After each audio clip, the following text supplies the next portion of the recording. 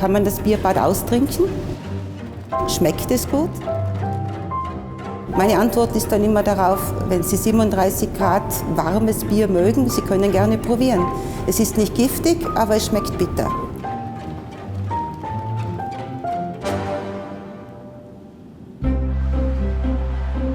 Mein Name ist Sticker Andrea und wir befinden uns hier im Bierschwimmbad, hier in der Brauerei Starkenberg, im Schloss Starkenberg in Darenz in Tirol.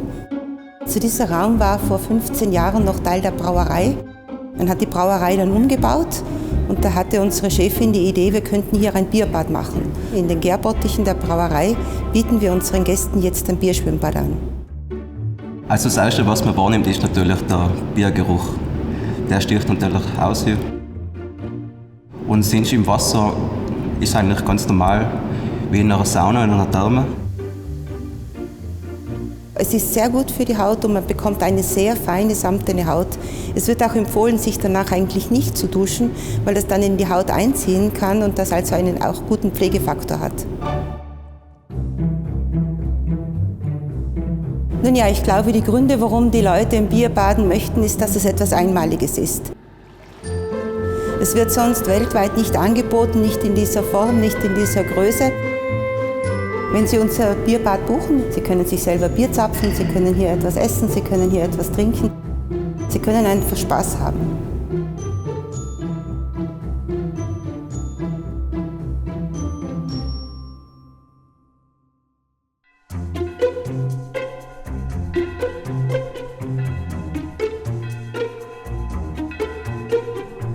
The Burryman is a tradition that's been going on for centuries in South Queensferry.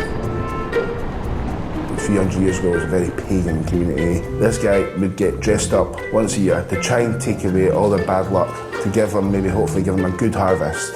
So you touch them for good luck, or you can even take one of these wee birds and that'll give you good luck. I'm Andrew Taylor and I'm the Burryman of South Queensferry. So we collect, I would say, well over 1,000 birds. We take them back, we dry them off.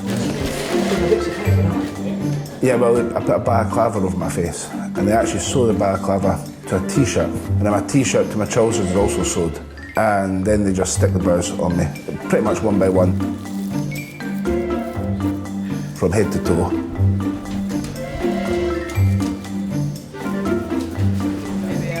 They cut you, they really do, they scrape you. You don't really feel comfortable. You sit down, you're uncomfortable. You walk in, you're uncomfortable. You're never really that comfortable. But that's when my two helpers, Duncan and Andrew, come in. They hold the poles and they take me around South Queensferry, but they also just make sure I'm okay, because I can't see down as I can only see straight ahead. It's the Bodybugs Day! I walk around the whole of South Queensferry, well, as much of it as I can. Everybody's into the streets. A lot of people will then come out with drams of whiskey. And Andrew, how are you saying? Oh, I'm doing grand.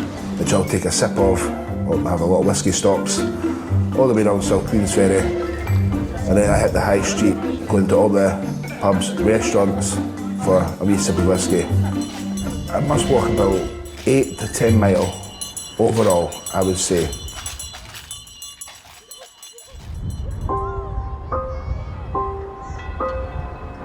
But Queensferry, especially locals, they get very excited on the day of Burryman. You know when it's Burryman's Day. They all really enjoy it, they all come out, they're very proud of this fantastic tradition. Not many people can say they've been the Burryman. There's only a few that I know of that have been the Burryman in South Queensferry, so it's quite nice to be a part of that sort of group. I've been the Burryman now for 5 years. It's a very big honour. Being from South Queensferry all my life, I mean, I've seen the Burryman since I was 7, 8-year-old. I mean, I do pass it on, just hopefully the person who takes over just carries on this fantastic tradition. That's all you hope for, because it is such a unique tradition that you would never want it to disappear. And I don't think it ever will. I think there'll always be a Burryman. I really think there will be.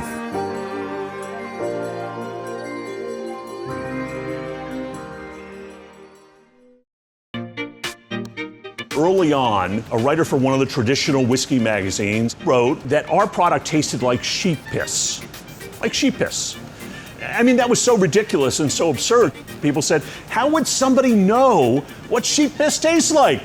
And if, in fact, that's what he's drinking, he should be disqualified from ever judging whiskey again.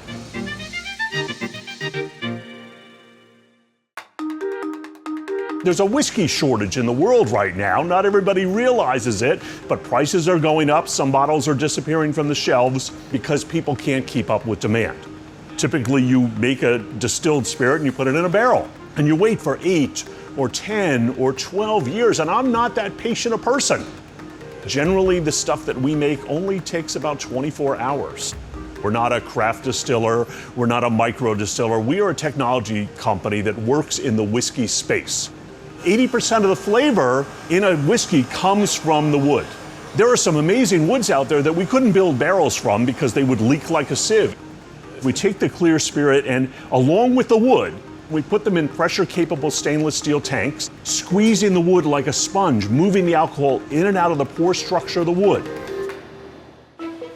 The industry thinks that's heresy. What we do is sacrilege. They think it's awful, just like people thought the internal combustion engine was awful, and the only way to get from point A to point B faster was to breed faster horses. Well, that has obviously changed, and we're changing the very nature of the whiskey industry. Why even call it whiskey? Why wouldn't you call it spirits or something else? Technically, it meets all the requirements of a whiskey or a bourbon or whatever we happen to be making. If we called it something else, retailers wouldn't know what to do with it. Why should it matter how we make it? What should matter is the taste. I've always been sort of a troublemaker. I've always been a rule breaker. It's like, wow, we did something and nobody ever tried this before. That's pretty cool.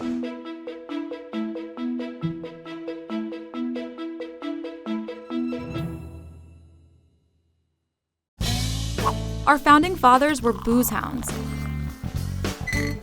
So much so that Benjamin Franklin published a dictionary of 228 words that all describe one thing: being blind drunk in the 13 colonies. We love to drink. Colonial Americans were perpetually bombed, especially since water wasn't always clean and accessible. Oh, gross. Many of our nation's most respected men could be found with a glass or two in hand. In fact, Thomas Jefferson drafted the Declaration of Independence while drunk on Madeira. George Washington racked up an epic bar tab of over 160 bottles for just 54 delegates. It's on me. And John Adams went on a 7-week binge, drinking 6 hours a night with younger congressmen. Keep drinking. So Franklin took a stab at his peers and published the terms he overheard at local pubs in the Drinker's Dictionary. Here's what they said. I've got corns in my head. Oh, go eat a pudding bag, Thomas. You're one to talk, Washington. You're as dizzy as a goose. I'm jambled. My goodness, Hamilton, you've got a brass eye today. Well, the king was his cousin. Clearly, gentlemen, you're all wasted.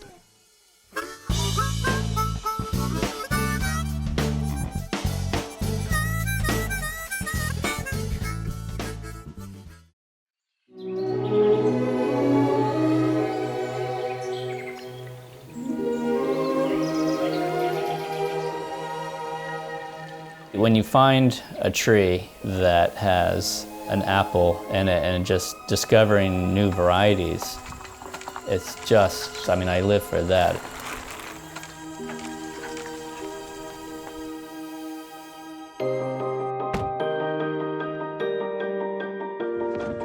I'm Andy Brennan.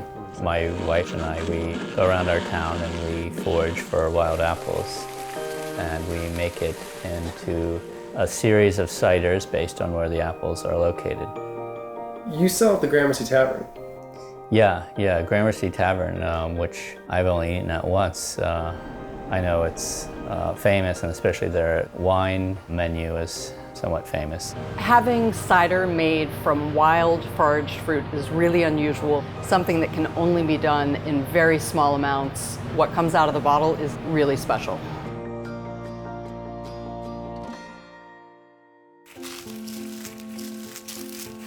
We go out into the woods.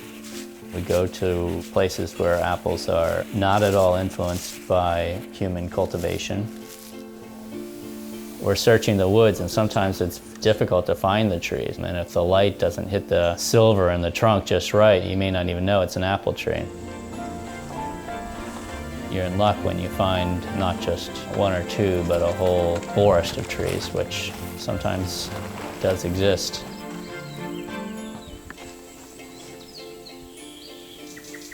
What I love is discovering varieties that are just so peculiar. You would never find them in a grocery store. The other day we found an apple that has red flesh, so you bite into it and it looks like a pomegranate. They're telling us, press us. It takes about 4 hours to grind and press enough juice to fill a barrel. Think of those barrels as bears. It's hibernating. 9 months after you collected the apples, that's when it's ready.